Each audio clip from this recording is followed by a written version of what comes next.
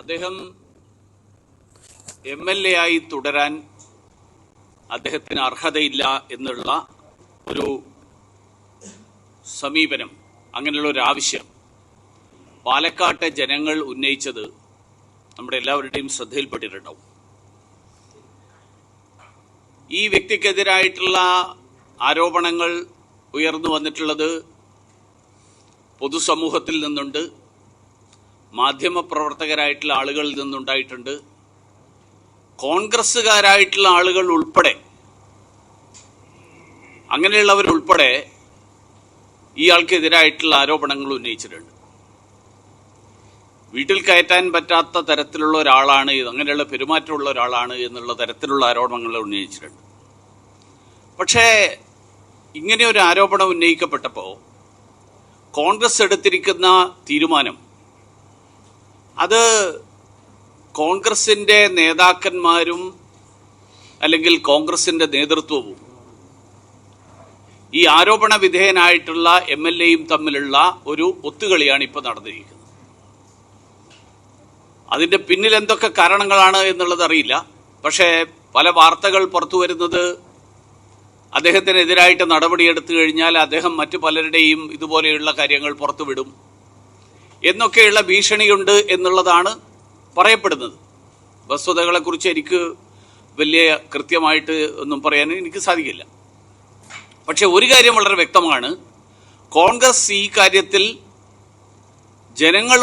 ജനങ്ങളെ കബളിപ്പിക്കുന്ന, ജനങ്ങളുടെ കണ്ണിൽ പൊടിയിടുന്ന ഒരു തീരുമാനമാണ് എടുത്തിരിക്കുന്നത്. കോൺഗ്രസിന്റെ പാർലമെന്ററി പാർട്ടിയിൽ നിന്ന് പുറത്താക്കിയിരിക്കുന്നു, യൂത്ത് കോൺഗ്രസ് പ്രസിഡന്റ് സ്ഥാനത്ത് നിന്ന് ഒഴിവാക്കിയിരിക്കുന്നു. ഇതൊക്കെ കോൺഗ്രസിന്റെ ആഭ്യന്തര പ്രശ്നമാണ്. കോൺഗ്രസിൽ ആരൊക്കെ, ഏതൊക്കെ തരത്തിലുള്ള ആളുകൾ, എന്തൊക്കെ സ്വഭാവങ്ങളുള്ള ആൾക്കാർ കോൺഗ്രസിൽ ഉണ്ടാവണ്ട എന്നൊക്കെ തീരുമാനിക്കുന്നത് കോൺഗ്രസിന്റെ ആഭ്യന്തര പ്രശ്നമാണ്. അതിൽ മറ്റ് പാർട്ടിക്കാർക്കോ ജനങ്ങൾക്കോ ഒരു താല്പര്യമില്ല. കോൺഗ്രസിൽ പ്രസിഡന്റാക്കി വെക്കുന്ന ആളെ എങ്ങനെയായിരിക്കണം, കോൺഗ്രസിൽ MLA അല്ല കോൺഗ്രസിന്റെ മറ്റ് ഭാരവാഹിത്വത്തിൽ ഇരിക്കുന്ന ആളുകൾ എങ്ങനെയുള്ള സ്വഭാവമുള്ള ആളായിരിക്കണം, ഇതൊക്കെ കോൺഗ്രസിന്റെ ആഭ്യന്തര പ്രശ്നമാണ്. ഇവിടുത്തെ പ്രശ്നം കോൺഗ്രസിന്റെ ആഭ്യന്തര പ്രശ്നമല്ല, ഇവിടുത്തെ പ്രശ്നം ജനങ്ങളുടെ പ്രശ്നമാണ്.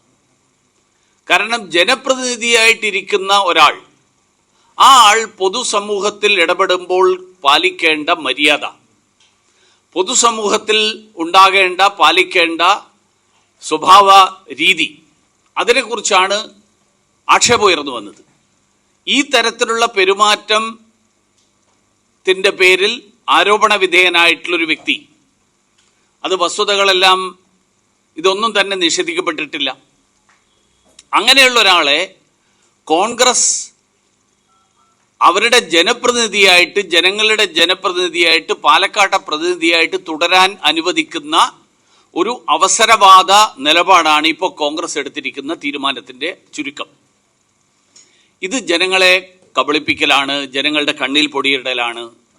ഇതിന് കോൺഗ്രസ് നിർബന്ധിതമായ സാഹചര്യം എന്താണ് എന്നുള്ളത് അവരാരെങ്കിലും വിശദീകരിക്കുമെങ്കിൽ ജനങ്ങൾ അതറിയാൻ ആഗ്രഹിക്കുന്നു. അതുകൊണ്ട് ജനങ്ങൾ ഈ ആളെ കോൺഗ്രസിന്റെ പ്രാഥമിക അംഗം പോലും ആയിട്ടിരിക്കാൻ പറ്റില്ല എന്ന് കോൺഗ്രസ് പാർട്ടി തീരുമാനിക്കുന്നു എന്നാണ് അവർ പറയുന്നത്. അങ്ങനെയുള്ള ഒരാളെ പാലക്കാട്ടെ ജനങ്ങൾ ചുമക്കണം. പാലക്കാട്ട് ഇയാൾക്ക് ഇനി അടുത്ത കാലത്തൊന്നും അവിടെ ഇറങ്ങാൻ പറ്റുമെന്ന് എനിക്ക് തോന്നുന്നില്ല. കാരണം അങ്ങനെ ഇറങ്ങിയാൽ ജനങ്ങൾ ചൂലെടുക്കുന്ന ഒരു സ്ഥിതിയാണ് ഇപ്പോൾ ഉള്ളത്. അപ്പോൾ അങ്ങനെയുള്ള ഒരാള് പാലക്കാടേക്ക് ഇറങ്ങാൻ പറ്റാതിരുന്നു കഴിഞ്ഞാൽ, ഇയാൾ രാജിവെക്കാതിരിക്കുകയും കൂടി ചെയ്യാതിരുന്നു കഴിഞ്ഞാൽ, അതിനർത്ഥം പാലക്കാട്ടെ ജനങ്ങൾക്ക് ജനപ്രതിനിധി ഇല്ലാത്തൊരു സാഹചര്യം ഉണ്ടാവും. ഇപ്പോൾ കോൺഗ്രസ് ആഗ്രഹിക്കുന്നത് പാലക്കാട്ടെ ജനങ്ങൾക്ക് ജനപ്രതിനിധി വേണ്ട എന്നുള്ള സമീപനമാണോ? അതുകൊണ്ട് കോൺഗ്രസ് ഈ കാര്യത്തിൽ ജനങ്ങളെ വഞ്ചിക്കുന്ന, ജനങ്ങളെ കബളിപ്പിക്കുന്ന, ജനങ്ങളുടെ കണ്ണിൽ പൊടിയിടുന്ന ഈ അവസരവാദ നിലപാട് മാറ്റിവെച്ചുകൊണ്ട് ജനങ്ങൾ തങ്ങളുടെ ജനപ്രതിനിധിയായിട്ട്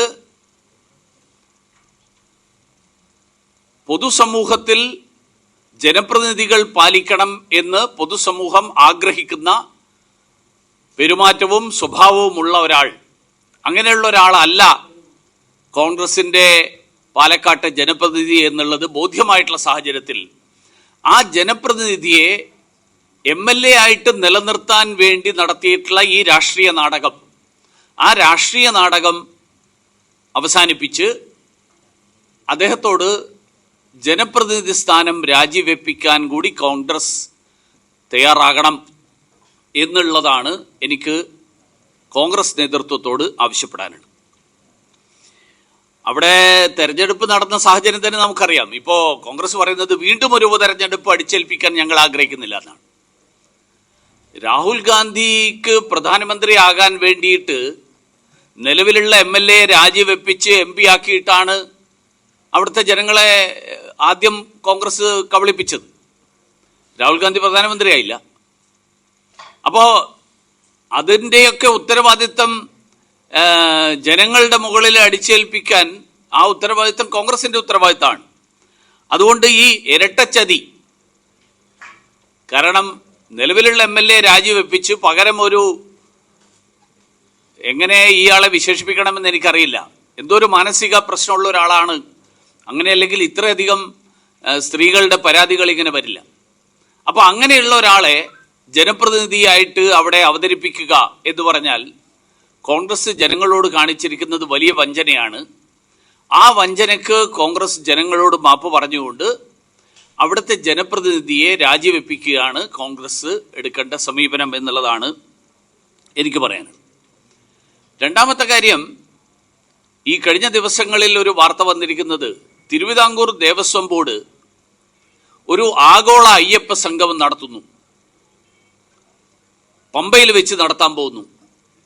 സെപ്റ്റംബർ മാസം 8-ാം തീയതി നടക്കുന്ന ആ സംഗമത്തിന് കേരളത്തിന്റെ മുഖ്യമന്ത്രി ശ്രീമാൻ പിണറായി വിജയനും തമിഴ്നാട് മുഖ്യമന്ത്രി ശ്രീ MK സ്റ്റാലിനെയും ക്ഷണിക്കാൻ പോകുന്നു എന്നുള്ളതാണ്. നമുക്ക് രണ്ടുപേർക്കും ഇവർ രണ്ടുപേരെ കുറിച്ചും വ്യക്തമായിട്ടുള്ള ഒരു ധാരണയുണ്ട്. ശ്രീ പിണറായി വിജയൻ ശബരിമല ക്ഷേത്രവും ശബരിമല തീർത്ഥാടനവും അടക്കം തകർക്കാൻ ശ്രമിച്ച ഒരാളാണ്. ശബരിമലയിൽ അയ്യപ്പ ഭക്തരുടെ, ശബരിമല തീർത്ഥാടകരുടെ വികാരങ്ങളെ വ്രണപ്പെടുത്തുകയും അവിടെ ആ തീർത്ഥാടനം എങ്ങനെ നടക്കണം എന്നുള്ളത് ശബരിമലയിലെ ഭക്തരാഗ്രഹിക്കുന്നതിന് വിരുദ്ധമായിട്ട് സ്ത്രീകൾ കയറണം എന്നൊക്കെ സുപ്രീം കോടതി അനുവദിച്ചിട്ടുണ്ടെങ്കിൽ പോലും അങ്ങനെ കയറ്റാൻ വേണ്ടിയിട്ട് പോലീസുകാരുകൂടി സഹായിച്ച് വേഷപ്രച്ഛന്നരായിട്ട് ആളുകളെ കൊണ്ടുപോയി കയറ്റാൻ സുപ്രീം കോടതി ആരോടും ആവശ്യപ്പെട്ടിട്ടില്ല. അങ്ങനെ അടക്കം ഉള്ള ചില തന്ത്രങ്ങൾ, ആ തന്ത്രങ്ങളടക്കം ഉപയോഗിച്ചത് അതൊരു ഭരണാധികാരി സുപ്രീം കോടതിയുടെ വിധിയോട് കാണിക്കുന്ന ബഹുമാനം എന്നുള്ളതിനപ്പുറത്ത് ശബരിമലയോടുള്ള അസഹിഷ്ണുതയും ശബരിമലയോടുള്ള ശബരിമല ഭക്തരോടുള്ള അങ്ങേയറ്റത്തെ അവഹേളനവും ആ അവഹേളനമായിരുന്നു. അന്ന് ഇതിന്റെ പേരിൽ നവോത്ഥാന മൂല്യങ്ങൾ സംരക്ഷിക്കുകയാണ് എന്ന് പറഞ്ഞിട്ട് വനിതാ മതിലടക്കം ഉള്ളത് സംഘടിപ്പിച്ചതൊക്കെ കേരളത്തിലെ ജനങ്ങൾക്കറിയാം. ഇന്നും ശബരിമലയിലെ ആചാര സംരക്ഷണത്തിനു വേണ്ടി അതിന് നിലകൊണ്ടതിന്റെ പേരിൽ ഭാരതീയ ജനതാ പാർട്ടിയുടെയും കേരളത്തിലെ ഹൈന്ദവ പ്രസ്ഥാനങ്ങളുടെയും NSS, SNDP ഉൾപ്പെടെയുള്ള വിവിധ സംഘടനകളിൽ, സമുദായ സംഘടനകളിൽ, KPMS ഉൾപ്പെടെയുള്ള സമുദായ സംഘടനകളിൽ, വിശ്വകർമ്മ സഭ ഉൾപ്പെടെയുള്ള സമുദായ സംഘടനകളിൽ, ആ സംഘടനകളിലൊക്കെ പ്രവർത്തിക്കുന്ന നേതാക്കന്മാരടക്കമുള്ള ആളുകൾക്കെതിരായിട്ടുള്ള കേസുകൾ ഇപ്പോഴും നിലക്കുകയാണ്. ആ കേസുകളൊക്കെ ഇപ്പോഴും നിലനിർത്തുന്ന സാഹചര്യത്തിൽ ആരെ കബളിപ്പിക്കാൻ വേണ്ടിയിട്ടാണ് ശ്രീമൻ പിണറായി വിജയൻ അവിടെ പോകാൻ തീരുമാനിക്കുന്നത് എനിക്കറിയില്ല. അതുകൊണ്ട് ശബരിമല തീർത്ഥാടകരോടുള്ള ഈ അങ്ങേയറ്റത്തെ അവഹേളനം, ദേവസ്വം ബോർഡ് അങ്ങനെയുള്ള ഒരു അവഹേളനത്തിന് മുൻകൈയെടുക്കരുത്. ഈ ഗണപതി മിത്താണ് എന്ന് പറയുന്ന CPM-ന്റെ നേതൃത്വം, സ്പീക്കർ പറഞ്ഞത് ഗണപതി എന്ന് പറയുന്നത് മിത്താണെന്നാണ്. ആ ഗണപതിയുടെ സന്നിധാനത്തിലാണ് പമ്പയിൽ പോയിട്ട് ഈ സമ്മേളനം നടത്താൻ പോകുന്നതെന്നാണ് പറഞ്ഞത്. അപ്പൊ ഇത് ആ മിത്തിന്റെ മുന്നിലാണോ സമ്മേളനം നടത്താൻ പോകുന്നത്? അപ്പൊ ഇതില് CPM-ന്റെ നിലപാടെന്താ? CPM ഈ കാര്യത്തിൽ സമീപനം എന്താ? കഴിഞ്ഞ കാലങ്ങളിലൊക്കെ ചെയ്തത് തെറ്റിപ്പോയി എന്നുണ്ടെങ്കിൽ അവരാദ്യം അയ്യപ്പ ഭക്തരോട്, ലോകം മുഴുവനുള്ള അയ്യപ്പ ഭക്തരോട് മാപ്പ് പറയണം. നേരത്തെ എടുത്തിട്ടുള്ള കേസുകൾ അത് ഞങ്ങൾ അന്നത്തെ ഒരു സാഹചര്യത്തിൽ, പ്രത്യേക സാഹചര്യത്തിൽ ചെയ്തതാണ് തെറ്റായിരുന്നു, കേസുകൾ പിൻവലിക്കണം. അതല്ലാതെ പഞ്ചായത്ത് തെരഞ്ഞെടുപ്പിൽ 4 വോട്ട് കിട്ടാൻ വേണ്ടി ഞങ്ങളും ഹിന്ദു സമൂഹത്തിന്റെ കാര്യങ്ങൾക്ക് വേണ്ടിയിട്ട് നിലനിൽക്കുന്ന ആളുകളാണ് എന്ന് വരുത്താൻ വേണ്ടിയിട്ടുള്ള ശ്രമമാണെങ്കിൽ അത് കേരളത്തിലെ ജനങ്ങൾ വിശ്വസിക്കില്ല.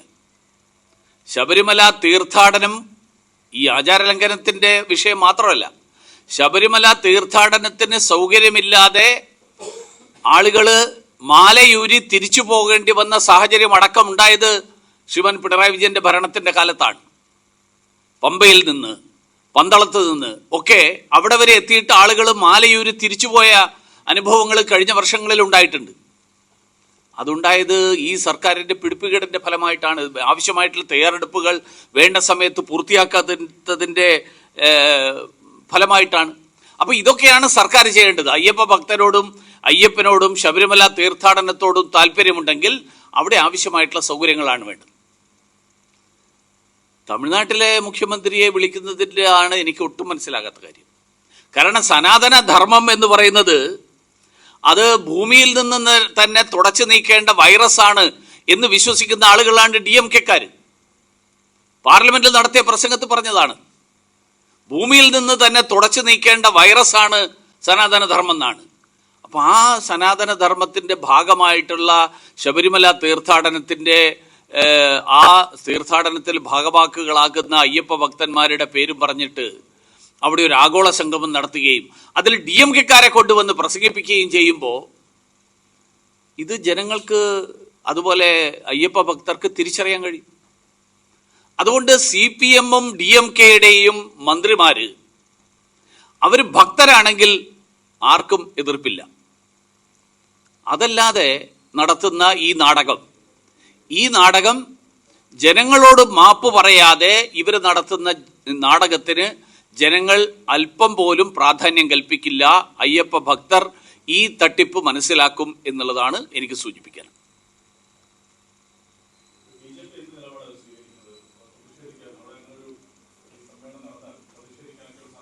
അങ്ങനെയൊന്നും നമ്മളിപ്പോൾ തീരുമാനിച്ചിട്ടില്ല. ഞാനിപ്പോൾ അതായത് എപ്പോഴും നമ്മൾ ഒരു കാര്യം സർക്കാർ തീരുമാനിക്കുമ്പോൾ സർക്കാർ തീരുമാനിക്കുന്നതിലെ അർത്ഥശൂന്യത അത് ചൂണ്ടിക്കാണിക്കുക എന്നുള്ളത് ഞങ്ങളുടെ ചുമതലയാണ്. അവർക്ക് സൽബുദ്ധി ഉണ്ടാവുന്നിരിക്കട്ടെ, പ്രശ്നം തീർന്നല്ലോ. അപ്പോൾ നമ്മൾ ബാക്കിയുള്ള സ്റ്റെപ്പിലേക്കൊന്നും പോകേണ്ട കാര്യമില്ലല്ലോ.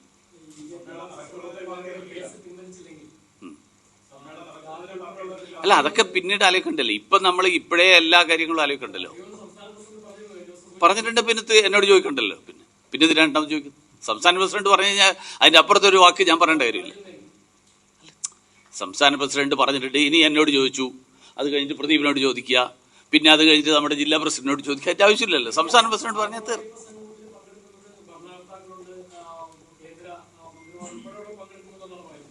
അറിയില്ല. ഞാൻ എൻ്റെ അഭിപ്രായം ഈ വിഷയത്തിൽ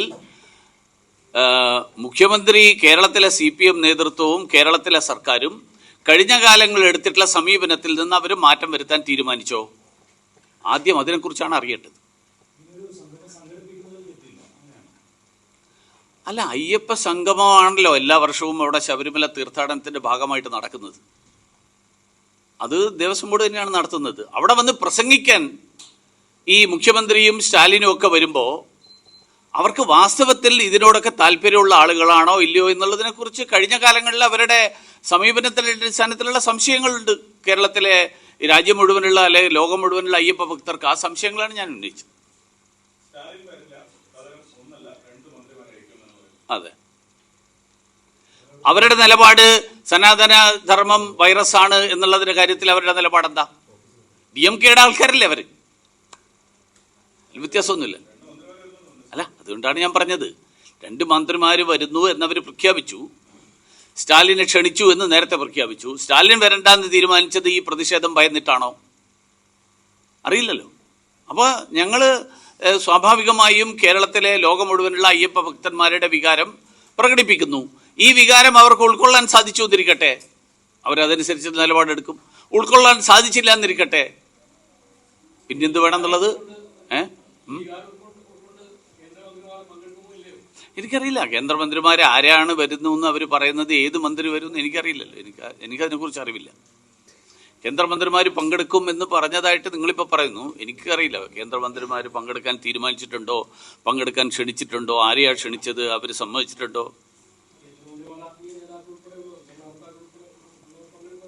കേന്ദ്രമന്ത്രിമാർ പങ്കെടുക്കുന്നതിൽ തെറ്റൊന്നുമില്ലല്ലോ. കാരണം കേന്ദ്രമന്ത്രിമാർ ആരും ഈ ശബരിമലയ്ക്ക് എതിരായിട്ട് സംസാരിച്ച ആളുകൾ ആരും ഉള്ളതായിട്ട് എൻ്റെ അറിവിലില്ല.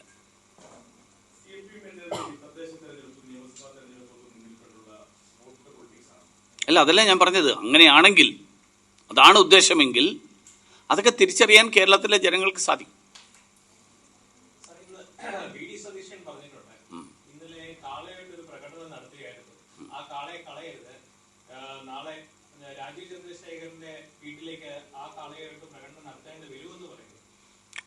എന്തിനാ ഇത് നാളെയാക്കുന്നത്?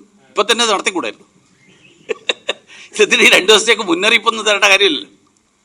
അല്ല, ഇതുപോലത്തെ പ്രസ്താവനകൾ കൊണ്ടൊന്നും ഈ രാഹുൽ മാങ്കൂട്ടത്തിന്റെ വിഷയത്തിൽ നിന്ന് ശ്രദ്ധ തിരിക്കാൻ വി ഡി സതീശൻ വിചാരിച്ചാൽ സാധിക്കില്ല.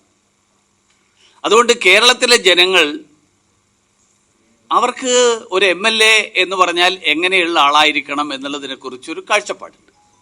ആ കാഴ്ചപ്പാടിന് അനുസൃതമായിട്ടല്ല ഇദ്ദേഹത്തിന്റെ പെരുമാറ്റം എന്നുള്ളത് കഴിഞ്ഞ ദിവസങ്ങളിലുള്ള അനുഭവങ്ങൾ നമ്മളെ ബോധ്യപ്പെടുത്തുന്നുണ്ട്.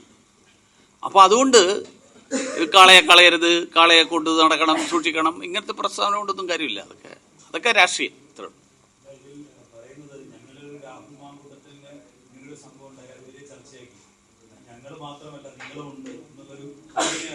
അങ്ങനെയല്ല. അദ്ദേഹത്തിന്റെ ഒരു പ്രസ്താവനയിൽ ഞാൻ കണ്ടത് വളരെ ഹൃദയവേദനയോടുകൂടിയാണ് അദ്ദേഹം ഒരാളെ പുറത്താക്കിയെന്നാണ് പറഞ്ഞത്. അദ്ദേഹത്തിന് ഈ പീഡിപ്പിക്കപ്പെട്ട പരാതിക്കാരായിട്ടുള്ള സ്ത്രീകളെ കുറിച്ച് ഹൃദയവേദനയില്ല. അദ്ദേഹത്തിന് ഈ പീഡന വീരനായിട്ടുള്ള ആളെക്കുറിച്ചാണ് ഹൃദയവേദന എന്നുള്ളതാണ്. അതാണ് കോൺഗ്രസിന്റെ യഥാർത്ഥ സംസ്കാരം. കോൺഗ്രസിന്റെ ആ കൾച്ചറാണ് പ്രശ്നം. ആ കൾച്ചറാണ് സൂചിപ്പിക്കപ്പെടുന്നത്. അതിൽ നിന്ന് പ്രതിപക്ഷ നേതാവ് മാറണം. പ്രതിപക്ഷ നേതാവ് ഈ അദ്ദേഹത്തിന്റെ കൂടെ നിൽക്കുന്നു എന്ന് കരുതപ്പെടുന്ന MLA-മാരുടെ വേദനയേക്കാൾ കൂടുതൽ ഈ സംസ്ഥാനത്തെ ജനങ്ങളുടെ വേദന ഉൾക്കൊള്ളണം എന്നുള്ളതാണ് എനിക്ക് അഭ്യർത്ഥിക്കാനുള്ളത്.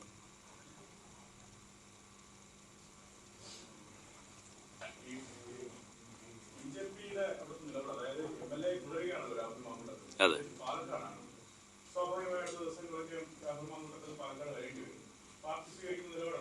നമുക്ക് കാണാലോ. ആദ്യം, അതായത് രാഹുൽ മാങ്കൂട്ടത്തിൽ രാജിവെക്കണം എന്നുള്ള ആവശ്യം, ആ ആവശ്യം തുടക്കത്തിൽ കോൺഗ്രസ് ഒന്നിനും തയ്യാറല്ലായിരുന്നു. അത് കഴിഞ്ഞപ്പോൾ, കാരണം ഇത്ര ദിവസം കഴിഞ്ഞപ്പോൾ യൂത്ത് കോൺഗ്രസ് പ്രസിഡന്റ് സ്ഥാനം രാജിവെക്കാനായി. പിന്നെ യൂത്ത് കോൺഗ്രസ് പ്രസിഡന്റ് സ്ഥാനം രാജിവെച്ചാൽ പോരാ എന്ന് വന്നപ്പോൾ പാർലമെന്ററി പാർട്ടിയിൽ നിന്ന് മാറ്റിയെന്നായി. അടുത്ത സ്റ്റെപ്പിലേക്ക് കോൺഗ്രസിനും സദ്ബുദ്ധി വരാലോ.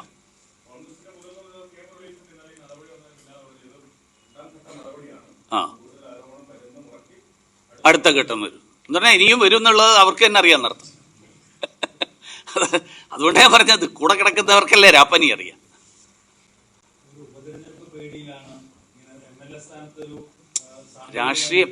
ഞാൻ ചോദിക്കട്ടെ, രാഷ്ട്രീയ പാർട്ടി ആവുമ്പോൾ ഒന്നുകിൽ അത് അവരാദ്യമേ ആലോചിക്കണമായിരുന്നു, അവർ സ്ഥാനാർത്ഥിയാക്കുന്നതിന് മുൻപ്. അല്ലെങ്കിൽ അങ്ങനെ ഒരു ഉപതെരഞ്ഞെടുപ്പ് വരുത്താതിരിക്കാൻ അവരാദ്യമേ ശ്രദ്ധിക്കണമായിരുന്നു. ജനങ്ങൾ 5 കൊല്ലത്തേക്ക് ഒരാളെ തെരഞ്ഞെടുത്തു. അയാളെ ഇടയ്ക്ക് വെച്ച് രാജിവെപ്പിച്ച് അല്ലെങ്കിൽ ഇടയ്ക്ക് വെച്ച് വേറൊരു സ്ഥലത്ത് കൊണ്ടുപോയി MP ആക്കുന്നതിന് പകരം ഉപതെരഞ്ഞെടുപ്പുകളൊന്നും വേണ്ട, ജനങ്ങളെ ഉപദ്രവിക്കരുത്, നിലവിൽ തെരഞ്ഞെടുക്കപ്പെട്ട ആളുകളെ MLA ആയിട്ട് തന്നെ തുടരട്ടെ, MP ആയിട്ട് മത്സരിപ്പിക്കാൻ ഞങ്ങൾക്ക് വേറെ ആൾക്കാരുണ്ട്, അവരെ വെച്ച് മത്സരിപ്പിക്കും എന്നുള്ള നിലപാടെടുക്കാൻ പറ്റും. ഇനി അത് കഴിഞ്ഞ് മത്സരിച്ചു, അത് കഴിഞ്ഞാൽ പിന്നെ സ്ഥാനാർത്ഥിയാക്കുമ്പോൾ ഇതും കൂടി ആലോചിക്കണമായിരുന്നു. കാരണം ഈ പ്രശ്നങ്ങളൊന്നും, കോൺഗ്രസിന്റെ സമീപനം എന്താണെന്നുള്ളത് നമുക്കെല്ലാവർക്കും അറിയാം. നിങ്ങൾക്കെല്ലാവർക്കും അറിയുന്ന നിരവധി പേരുകൾ കോൺഗ്രസിന്റെ നേതാക്കന്മാരായിട്ടുള്ള ആളുകൾ അടക്കം പ്രതിപക്ഷ നേതാവ് ഉൾപ്പെടെയുള്ള കോൺഗ്രസിന്റെ ഉന്നത നേതൃത്വത്തോട് നേരിട്ട് പരാതിപ്പെട്ടിട്ട് ഇത്രയും മാസം മിണ്ടാതിരുന്ന ആൾക്കാരാണ് കോൺഗ്രസിന്റെ നേതാക്കന്മാർ. ഈ ഹൃദയവേദന സ്വന്തം പാർട്ടിയിലെ മുതിർന്ന നേതാക്കന്മാരുടെ ആ പരാതികൾക്ക്, അവരുടെ കുടുംബാംഗങ്ങളുടെ പരാതികൾക്ക് കൽപ്പിച്ചിട്ടില്ല. എന്താ കൽപ്പിക്കാതിരുന്നത്? ഇയാളോട് മാത്രം എന്തിനാ ഇത്ര വലിയ ഹൃദയവേദന? ഇതിന് ഇരയായിട്ടുള്ള ആളുകളുടെ കുടുംബത്തെക്കുറിച്ച് ഹൃദയവേദന വേണ്ടേ? ആ ഹൃദയവേദന കാണിച്ചില്ലല്ലോ പ്രതിപക്ഷ നേതാവ്. അപ്പൊ അതുകൊണ്ട് കോൺഗ്രസ് നേതൃത്വം കഴിയുന്നത്ര സംരക്ഷിക്കാൻ ശ്രമിച്ചു. ഇതിനു മുൻപ് ഈ വാർത്തകൾ പുറത്തു വന്നപ്പോൾ, വാർത്തകളല്ല, ഈ വിവരം കോൺഗ്രസിന്റെ നേതൃത്വത്തിന്റെ ശ്രദ്ധയിൽപ്പെടുത്തിയപ്പോൾ കോൺഗ്രസിന്റെ നേതൃത്വം ആ കാര്യത്തിൽ അതിന് ഒരു വിലയും കൽപ്പിച്ചില്ല എന്നാണ് ഈ പരാതിപ്പെട്ട ആളുകളിൽ നിന്ന് കിട്ടിയിട്ടുള്ള ഒരു വിവരം. അതിനുശേഷം വാർത്ത പുറത്തു വന്നു. ഈ വാർത്തയും ആദ്യത്തെ വാർത്തയല്ലല്ലോ, ഒരു 2 ആഴ്ച മുമ്പേ ആദ്യത്തെ വാർത്ത വന്നല്ലോ. അന്നും മിണ്ടില്ല. അത് കഴിഞ്ഞിട്ട് ഒളിച്ചു വെക്കാൻ കഴിയാത്ത ഒരു സാഹചര്യം വന്നപ്പോഴാണ് ഇപ്പോൾ മനസ്സോടുകൂടി ഇത്രയും ചെയ്തത്. ഇതുകൊണ്ട് മതിയാവില്ല. അതുകൊണ്ടാണ് കെ മുരളീധരൻ പറഞ്ഞത്, എനിക്കറിയില്ല അദ്ദേഹം പറഞ്ഞത് ഇത് കൂടി മനസ്സിലാക്കിയിട്ടാണോ എന്ന് പറഞ്ഞാൽ ഇനിയും വാർത്ത വരും. അപ്പോൾ അതിനു മുമ്പ് ഇപ്പോൾ തൽക്കാലം ഈ വന്ന വാർത്തയുടെ അടിസ്ഥാനത്തിൽ ഇത്രയും നടപടി, ഇനി അടുത്തത് വരുമ്പോൾ നമുക്ക് ആലോചിക്കുക എന്നുള്ളതാണോ തീരുമാനം എന്നറിയില്ല.